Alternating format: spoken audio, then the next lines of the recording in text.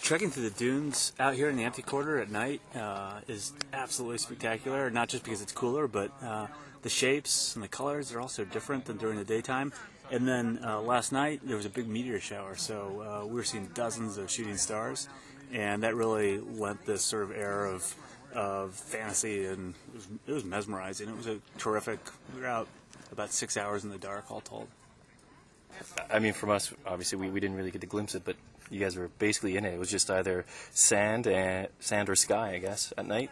Yeah, that's correct. And 36 different variations of sand textures too. And you never knew, sort of from one footstep to the next, whether you're going to sink in a little bit or slide back or get something firm or get something that just the top layer would slide a little bit, or you break through a crust. It's kind of like how they say the Eskimos have 73 different words for snow.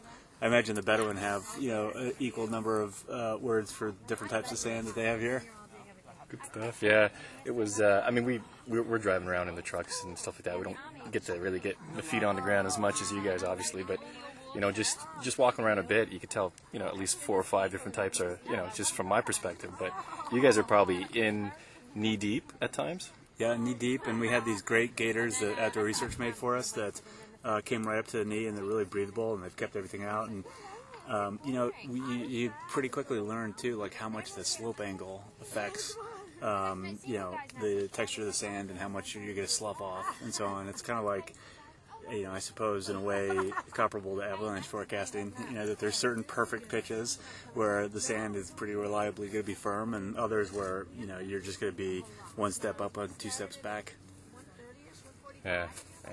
I guess you guys have, how many more hours, I guess, We have one more stretch that sounds like it's about 9 miles. Okay. And so we've been going at about a 3 mile an hour clip.